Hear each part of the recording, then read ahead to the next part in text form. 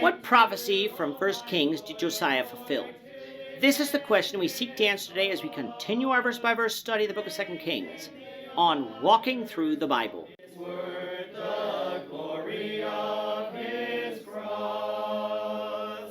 Today we're going to be discussing 2 Kings chapter 23, verses 10 to 18. But before we do that, let's read the passage.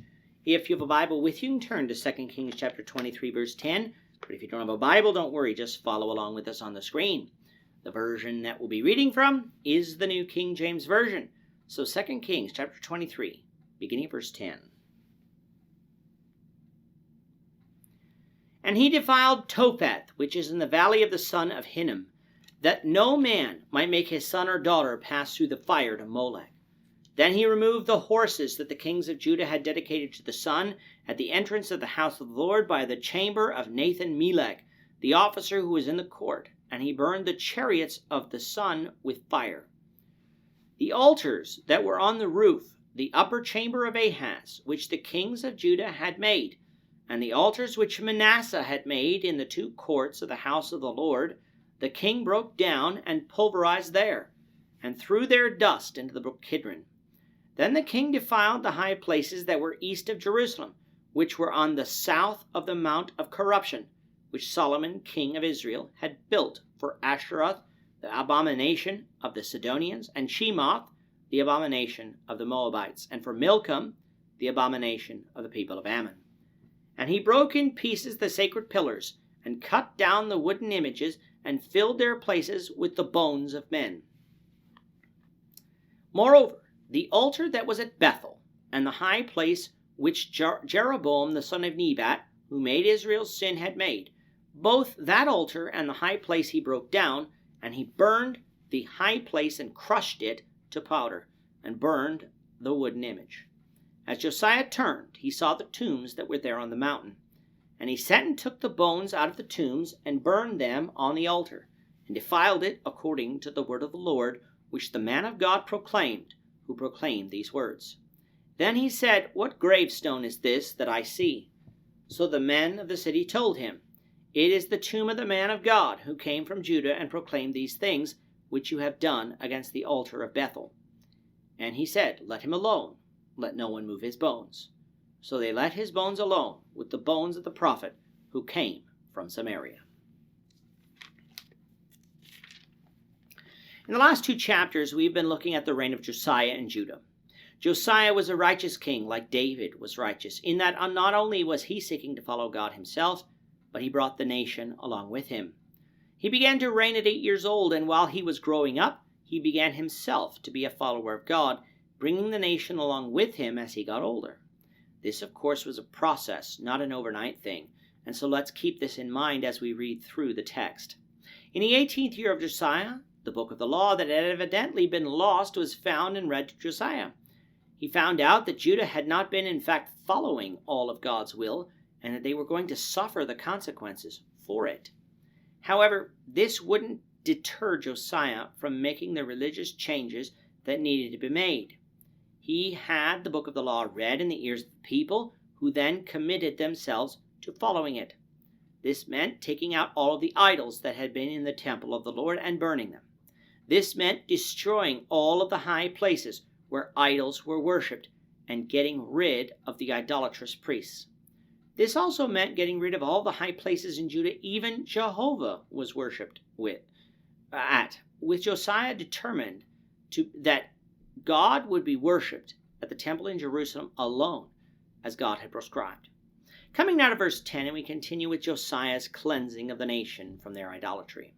Outside Jerusalem, in the valley of Hinnom, there was a place where people could offer the human sacrifice of their children to the god Molech. This was an abomination to God and was removed. He even removed the chariot horses that the kings of Judah had dedicated to the sun, and the chariots themselves that had been dedicated to the sun, as these were the products of idolatry and wouldn't be tolerated even if not used for those purposes. On the roof of the upper chamber of Ahaz, evidently altars were set up there to sacrifice on. These were removed and broken down, as were the altars that Manasseh set up in the temple. Just outside Jerusalem, to the east, was the Mount of Olives. It was there that Solomon had built some of his high places back in 1 Kings 11 to not only worship Jehovah at, but to also worship the false gods of Sidon, Moab, and Ammon. Now in the days of Hezekiah, these would have been torn down, but in the intervening years, Manasseh and Ammon must have replaced them. These were torn down as well. In short, if they had to do with idolatry, Josiah destroyed it. We might consider him a fanatic today, but that's how bad Josiah viewed idolatry, because that's how bad God viewed idolatry. But it didn't just stop there with Jerusalem, and it didn't stop there with Judah either, for after Josiah had completed his work in Judah, he turned north to what had been Israel. Now by this time, Israel had been taken off into captivity for over 100 years, if we assume that it took some time for Josiah to accomplish all this in Judah. The Assyrians had repopulated this land with people, but these people brought their own idolatry with them, in addition to the idolatry that some of the priests of Israel taught them when they asked to know how to sacrifice to the gods of the land. And one of these places where the altars to false gods existed was Bethel. Why would Josiah be concerned with idolatry that occurred outside his borders? Well, for two reasons. One, Bethel was just outside Judah's borders, and I mean just outside. Perhaps from Judah, people from Judah, I'm sure, crossed into this land, and Josiah didn't want his people going off into what had been in Israel in order to sacrifice to false gods, seeing as how those places had all been destroyed in Judah. However, I believe there is something else going on here, something we need secular history to completely understand. In Assyria, the last great king of that empire, Ashurbanipal, died in about 631 BC. The next two kings of Assyria were his sons, and it is during their reigns that Assyria weakened, so much so that Babylon, under Nabopolassar, was able to break free from Assyrian rule in about 626 BC, consolidate power, and become quite the thorn in Assyria's side until the fall of Nineveh in 612 BC. Thus, for Josiah, a weakening Assyria presented him with a unique opportunity of, if not reuniting the kingdom, ensuring that the true God of heaven was worshipped in the land and not idols. Coming to Bethel, he destroyed the altar of Bethel and the high place that Jeroboam the son of Nebat had made over 300 years before, and resulted in Israel's captivity. This was accomplished by burning the high place down and burning the image there. He even went so far as to go to the nearby tombs, taking the bones and burning them on the altar as he destroyed it, a sign of desecration. In doing this, Josiah is fulfilling the words that the man of God spoke back in 1 Kings 13, verses 1 and 2, which says, "And behold, a man of God went from Judah to Bethel by the word of the Lord, and Jeroboam stood by the altar to burn incense.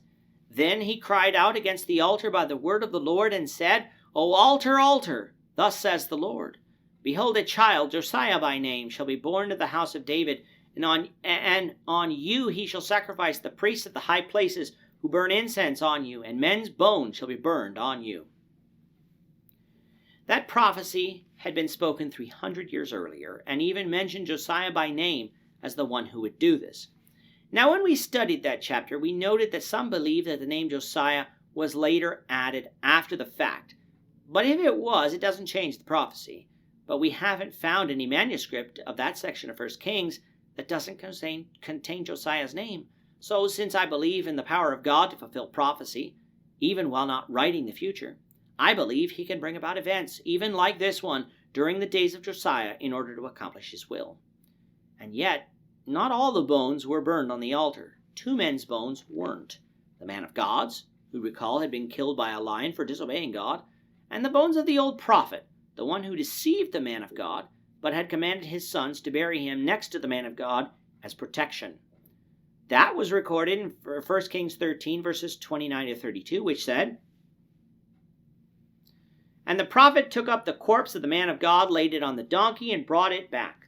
So the old prophet came to the city to mourn and to bury him.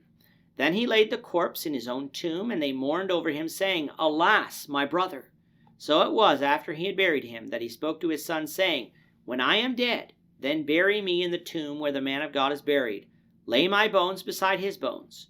For the saying which he cried out by the word of the Lord against the altar in Bethel, and against all the shrines and the high places which were in the cities of Samaria, will surely come to pass."